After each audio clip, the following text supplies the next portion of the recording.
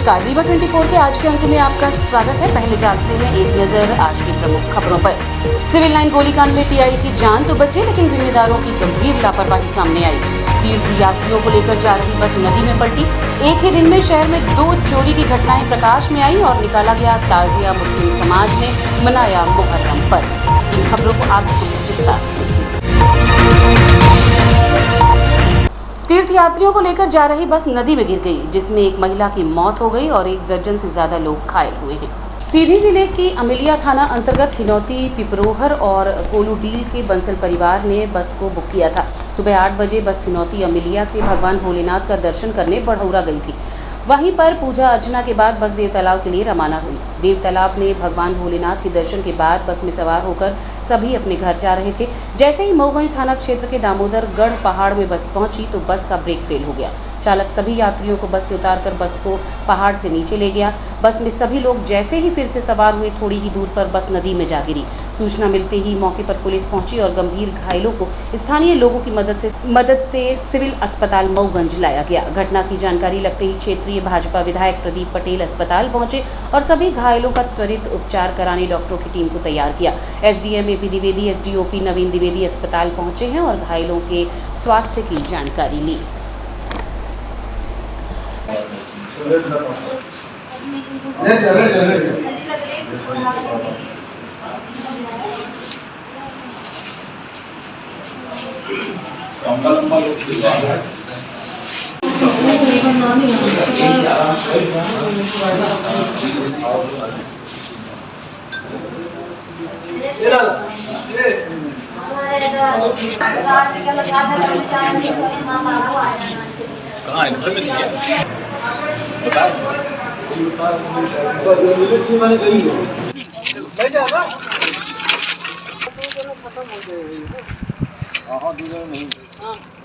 City कोतवाली थाना अंतर्गत सोने घर को चोरों ने निशाना बनाया और दिन दहाड़े नकदी सहित जेवरात लेकर फरार हो गए। रीवा के सिटी कोतवाली थाना क्षेत्र अंतर्गत भुंडहा मोहल्ले में दिन दहाड़े अज्ञात बदमाशों ने सोने घर में चोरी की वारदात को अंजाम देकर नकदी सहित सोने चांदी के जेवरात पार कर दिए। पीड़ित रामाधार साहू ने बताया कि 1 लाख रुपए नगद और 3 लाख रुपए कीमत के सोने चांदी के जेवरात अज्ञात चोरों ने पार कर दिए हैं। घटना की शिकायत पीड़ित ने सिटी कोतवाली पुलिस से की है, जिसके बाद पुलिस मामले की जांच में जुटी है। पुलिस के मुताबिक उसके द्वारा घर का निर्माण कराया जा रहा था। पुराने घर में घर निर्माण के लिए 1 लाख रुपए रखे थे। वहीं सोने चांदी के आभूषण भी थे, जिसे अज्ञात बदमाशों ने पार कर दिया। सर, मैं सवेरे से मैंने 8 बजे लगभग मैं दुकान के लिए चला जाता हूँ और 9 बजे की दवाई के लिए लड़का रहा दिन के रहा 12 बजे तक का। 12 बजे के बाद जो है तो नुका था यहाँ पर क्या कहते जूला मोड़ में, अरे जूला में मैंने भैंस का वो नहीं थी, इसलिए वो चले गए थे। इसी बीच 12 और 2 बजे के बीच में मेरी घर में पूरा तोड़ करके चले गए। पड़ोसी थे, वो उनको पता नहीं था। ये बोले कि हम तो दोपहर में नहीं रहे, तो 3 बाद में हम लोग तो यहीं पर रहे। 12 से 2 बजे के बीच में चोरी हुई है। अब ये है कि पुलिस आई, पुलिस ने अपना इंक्वायरी किया।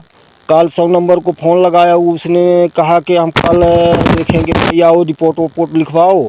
इसके बाद मैं 9 बजे करीब रिपोर्ट लिखवाने गया, तो हम तो नहीं गए, हमारे जीजा जी और वाइफ और लड़के 2-3 आदमी गए वहाँ रिपोर्ट लिखवाए।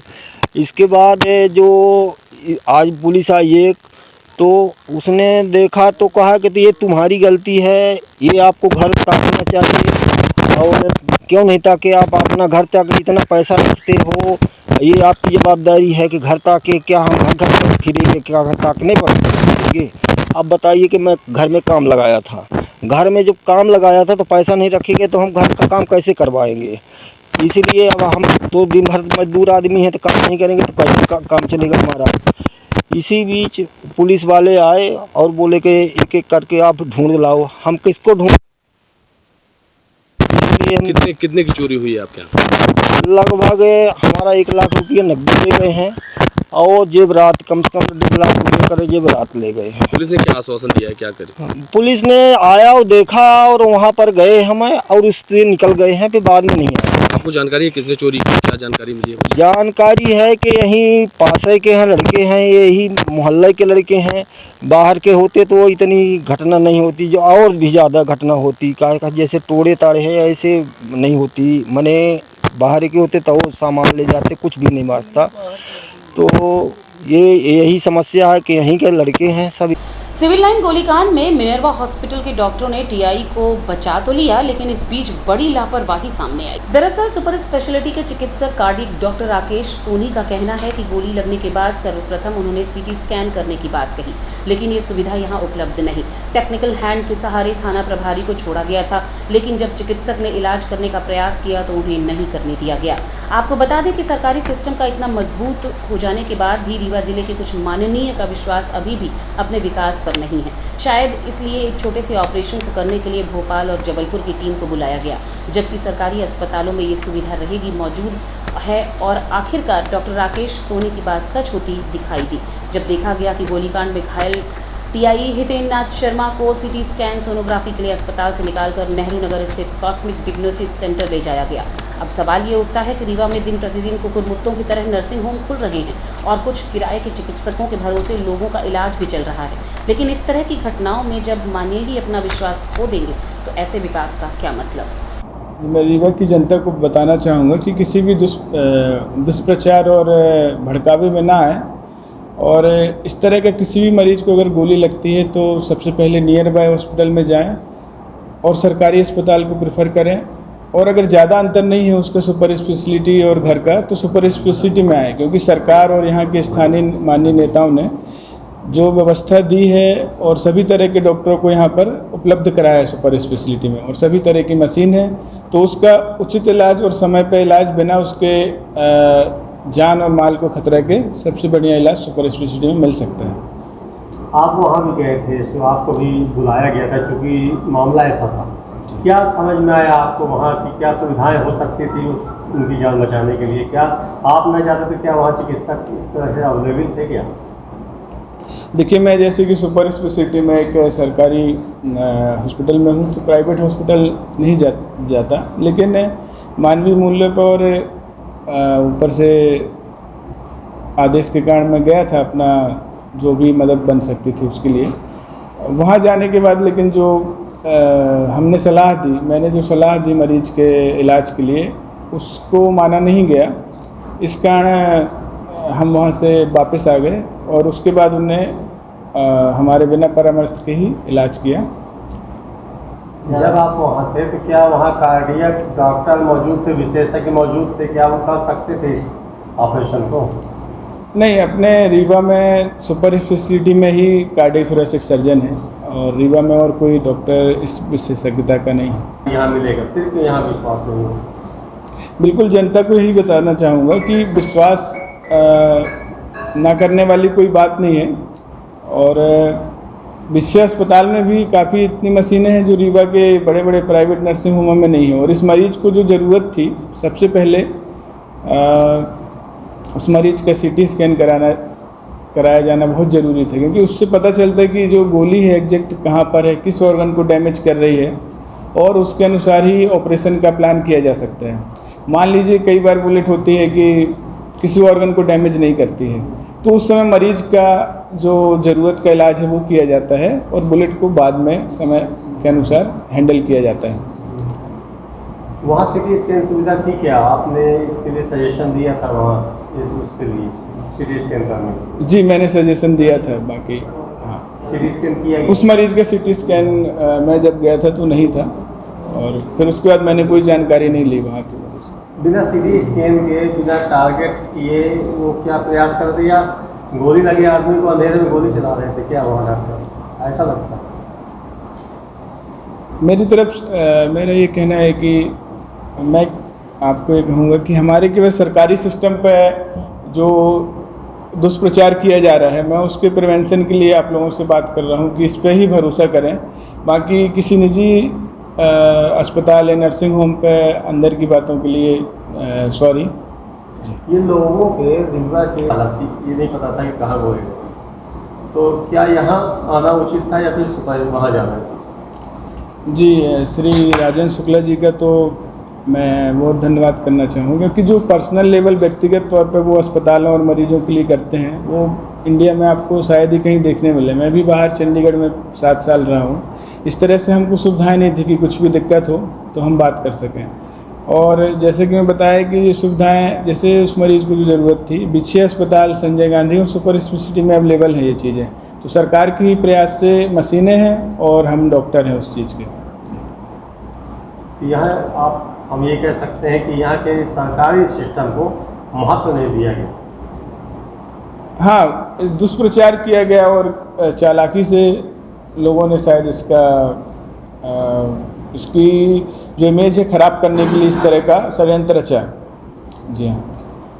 जो गोली निकाली गई, आप भी वहाँ गए थे, शायद आपको काम नहीं करने दिया गई, आपने किया नहीं, तो किस तरह से फिर सर्जरी उनकी की गई थी, किसने किया था, क्या आप नहीं जानते? मैं जैसे ही 5-10 मिनट ही जो मैं देखा कि सलाह जो दी जा रही है उसको वहाँ मानने तैयार नहीं है, तो मैं वहाँ से वापस आ गया था। मतलब आपके द्वारा वहाँ सजेशन दिया गया था लेकिन उसको माना नहीं गया? हाँ, हमारे द्वारा जो भी सजेशन दिए गए थे उनको नहीं माना गया, और जो भी इलाज किया गया वो उनका एक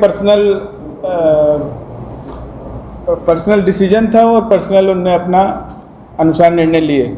हमारा या सुपर स्पेशलिटी हॉस्पिटल के किसी डॉक्टर का कोई उसमें परामर्श नहीं माना गया है या नहीं। सर, मिनेर्वा में ये कार्डियक है नहीं, आप यहाँ से दो चिकित्सक है, रीवा, मतलब ये मान लिया जाए तो रीवा जिले में या रीवा शहर में 2 चिकित्सक है, एक आप है, एक आपके साथी हैं जी। तो क्या उस समय प्रयोग करने के अलावा क्या उनको ट्रीटमेंट देना जरूरी नहीं था? क्यों? आखिर वहाँ कई जनप्रतिनिधि मौजूद थे, तो उनको ऑपरेशन के लिए आपको आगे बढ़ाना चाहिए था। पूरे जो सरकारी सिस्टम है इसको भ्रमित किया गया, किसी एक व्यक्ति या किसी जानकार के द्वारा अंधेरे में रखा गया है। जैसे कि सुनने में आ रहा है कि हमारे सरकारी डॉक्टरों ने हाथ खड़े कर दिए, ये सरासर गलत है। और मैं बार बार कहूँगा कि इस तरह का केस अगर पीछे अस्पताल में भी आता और वहाँ के लोग सहायता मांगते और हमारी बातों को फॉलो करते तो निश्चित रूप से किसी भी मरीज को जल्दी, बेहतर और कम खर्च वाला इलाज उपलब्ध हो जाता है। इतना क्रिटिकल नहीं था जितना दिखाया गया लोगों के सामने। आपकी नज़र से? मेरी नज़र से देखिए, मैं उसी चीज़ का विशेषज्ञ हूँ, तो ये तो हमारे लिए क्रिटिकल नहीं था। इस तरह के मरीजों को बेहतर इलाज प्रदान करने एक रूप। शब्र सदाकत व इंसानियत का पर्व मुहर्रम 29 जुलाई शनिवार को अकीदत, मोहब्बत एवं आपसी भाईचारे के साथ रीवा में भी मनाया गया। हज़रत इमाम हुसैन की शहादत का पैगाम यह है कि सच्चाई कभी झुकती नहीं। मुहर्रम की 10 तारीख को करबला का दर्दनाक वाक़या, जिसमें हुजूर सल्लल्लाहु ताला वसल्लम के प्यारे नवासे हज़रत इमाम हुसैन को करबला के मैदान में शहीद कर दिया गया। हज़रत इमाम हुसैन अपने नाना जान हुजूर सल्लल्लाहु ताला अलैहि वसल्लम के लिए नमाज की हालत में सजदे में सर कटा दिया। हज़रत इमाम हुसैन सच्चाई के लिए, नाना जान की उम्मत के लिए हंसते हंसते सर कटा दिए। ये जंग न तख्त ताज के लिए थी, न मालोजर के लिए। ये जंग हक व इंसाफ के लिए थी। हज़रत इमाम हुसैन असत्य के लिए झुकने की बजाय सत्य के लिए अपनी जान देना मुनासिब समझते थे और अपनी गर्दन कटा दी। हज़रत इमाम हुसैन ने दुनिया के लिए सत्य पर चलने की एक मिसाल पेश की। इस पवित्र माह की कद्र करते हुए हम सबको हुसैन के बताए रास्ते पर चलने की सीख लेना चाहिए। शहीदान करबला हज़रत इमाम हुसैन व उनके 72 जानिसार साथियों की याद में मनाया जाने वाला यौम यासूरा का पर्व ताजिए के साथ जुलूस हमेशा की तरह आज परंपरागत तरीके से रीवा कोतवाली के शाह भोलन मज़ार से निकालकर अलग अलग क्षेत्र से चल रही छोटी दरगाह में एकत्रित होकर ढोल, नगाड़े एवं लाठियों की करतब के साथ संपन्न हुआ।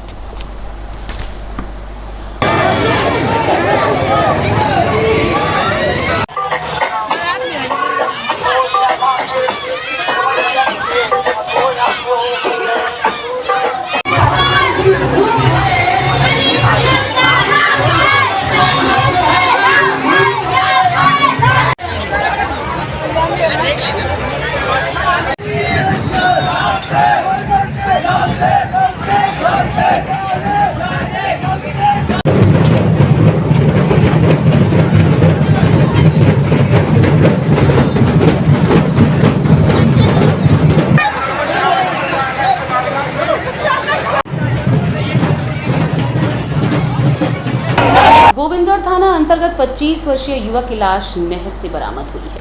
गोविंदगढ़ थाना क्षेत्र के तमाशा गांव में 25 वर्षीय युवक की लाश नहर से बरामद हुई है। बताया जा रहा है कि शाम को घर से घूमने निकला था। इसके बाद स्थानीय लोगों ने देखा और पुलिस को सूचना दी, जिसके बाद लाश बरामद हुई है। मृतक युवक की पहचान शनि पाठक के रूप में हुई है। लाश को बरामद कर मर्ग कायम किया गया है और आगे की कार्यवाही की जा रही है।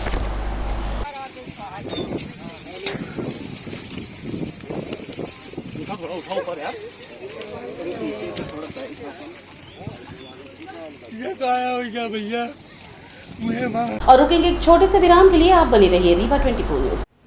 Pentium point group of institutions a key to success. जी हाँ, Pentium point group of institutions, जहाँ पर आपको मिलते हैं BA LLB 5 year full time programme, LLB 3 year full time programme bar council of India से मान्यता प्राप्त हैं। MBA के 2 year full time programme AICTE New Delhi से मान्यता प्राप्त हैं। Pentium point college of pharmacy T pharma 2 year full time programme PCI new Delhi द्वारा मान्यता प्राप्त। पेंटियम पॉइंट टेक्निकल कॉलेज में स्नातक व स्नातकोत्तर के सभी पाठ्यक्रम संचालित हैं, जिनमें प्रवेश प्रारंभ है। हमारा कॉलेज कोड है P500। याद रखिए, सामान्य वर्ग BPL कार्ड धारकों को शिक्षण शुल्क में छूट व SC ST OBC छात्रों को मध्य प्रदेश शासन के नियमानुसार छात्रवृत्ति। आप संपर्क कर सकते हैं हमारे हेड ऑफिस में, जो है हेड गेवार नगर रेडियो कॉलोनी के सामने रीवा, और कॉलेज कैंपस में जो है करहिया सिमरिया रोड और हरदी सिमरिया रोड रीवा में। अधिक जानकारी के लिए हमारे फ़ोन नंबर पर संपर्क कर सकते हैं। हमारा फ़ोन नंबर है 07662438035। मोबाइल नंबर पर भी संपर्क किया जा सकता है, जो है 9992084339। सिविल लाइन थाना प्रभारी के ऊपर हुए हमले के बाद आरोपी को सेवा से बर्खास्त कर दिया। गत दिनों सिविल लाइन थाना प्रभारी हितेंद्रनाथ शर्मा के ऊपर SI ब्रिजराज सिंह ने अपनी सर्विस रिवॉल्वर से गोली मार दी थी, जिससे वो गंभीर रूप से घायल हो गए थे, जिसके बाद उन्हें तुरंत सहयोगियों द्वारा अस्पताल पहुंचाया गया। हालांकि उनकी जान बच गई है और अब वो खतरे से बाहर हैं। लेकिन इस घटना के बाद पुलिस विभाग ने आरोपी BRC को सेवा से बर्खास्त कर दिया और 307 के तहत मुकदमा कायम कर जेल भेज दिया है। IG ने बताया कि उनके ऊपर 71 मामले पहले से ही चल रहे थे, जिस पर वो सस्पेंड हो चुके थे। साथ ही उनके पास 2 सर्विस बुक पाई गई, जो जांच का विषय है। अरे हम बोल रहे हैं अदालत में, तुम लोग का अदालत है यार।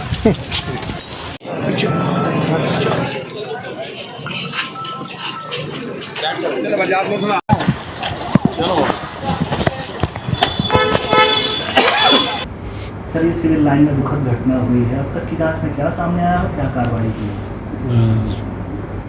कल दिनांक 27/7 को थाना civil line TI Hitendra Sharma के ऊपर सब इंस्पेक्टर BR सिंह द्वारा सर्विस रिवॉल्वर से फायर किया गया, जो कि उनके बाएं कंधे में थोड़ा नीचे लगा है। इस घटना के ऊपर BR सिंह के ऊपर, आरोपी BR सिंह के ऊपर 307 भादावी के खिलाफ मुकदमा कायम किया गया है। साथ ही उनके द्वारा किए गए इस कृत्य को देखते हुए, साथ ही इनके पूर्व का जो कंडक्ट है उसको देखने के उपरांत इनके खिलाफ प्राथमिक जांच हुई और इन्हें तत्काल प्रभाव से सेवा से बर्खास्त कर दिया गया। सर, इनके पास 2 रिवॉल्वर मिली है, वो है क्या मामला? इसके संबंध में एक अधिकारी के पास 2 रिवॉल्वर कैसे हैं, उसके लिए पृथक से जांच कराई जा रही है। 24 साल की नौकरी में लगभग 74 मामले, बावजूद इसके इनको थाने में कैसे रखा गया था? चूँकि थाने में पदस्थापना पुलिस अधीक्षक के द्वारा की जाती है, वह कैसे वहाँ पर थे यह भी देखा जाएगा। कब से थे, कहाँ थे पहले, क्या क्या था। आप जो कह रहे हैं कि 74 मामले हैं इनके ऊपर, तो मामले तो नहीं है 74, ऐसा हमें पता है। 71 बार इनको इनकी गलतियों के ऊपर इनके अधिकारियों द्वारा दंडित किया गया। और रुकेंगे एक छोटे से विराम के लिए। आप बने रहिए रीवा 24 न्यूज। हड्डी जोड़ एवं रीढ़ रोग तथा स्त्री रोग एवं प्रसूति रोग का इलाज एक ही छत के नीचे। विघ्नहर्ता hospital and trauma centre, hotel landmark के पास, रतहरा, रीवा। डॉक्टर संतोष सोनी, पूर्व चिकित्सक, बॉम्बे हॉस्पिटल, मुंबई।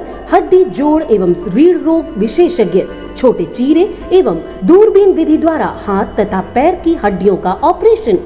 गठियाबात, जटिल एवं बिगड़े हुए फ्रैक्चर का बेहतर इलाज करते हैं डॉक्टर संतोष सोनी। विघ्नहर्ता हॉस्पिटल ट्रॉमा सेंटर में ही स्त्री एवं प्रसूत रोग विशेषज्ञ डॉक्टर शैलजा सोनी भी उपलब्ध हैं, जिनकी देखरेख में नॉर्मल डिलीवरी, सिजेरियन ऑपरेशन एवं बच्चेदानी से संबंधित ऑपरेशन की बेहतर सुविधा। संतानहीन दंपत्ति तत्काल संपर्क करें। विघ्नहर्ता hospital and trauma centre, hotel landmark के पास, रतहरा, रीवा। सुविधाजनक एवं सफल इलाज हेतु आज ही संपर्क करें।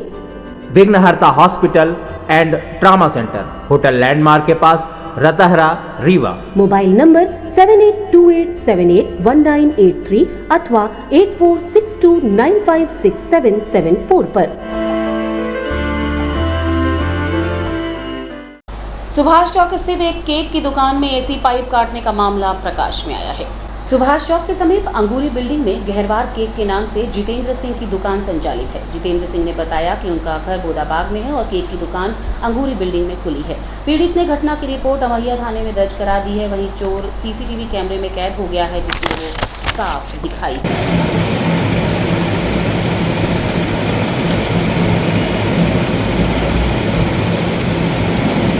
मध्य प्रदेश कांग्रेस कमेटी के अध्यक्ष एवं पूर्व मुख्यमंत्री श्री कमलनाथ जी का आज एक प्रेस वार्ता कर आभार।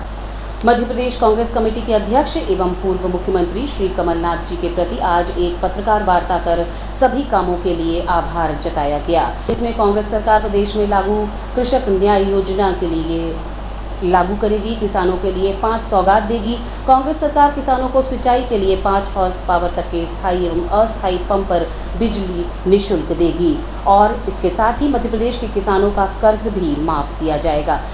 इसके अलावा भी बहुत सारी योजनाओं के साथ आज एक प्रेस वार्ता कर उनका आभार जताया गया। आइए आपको ले चलते हैं सीधे पत्रकार वार्ता में।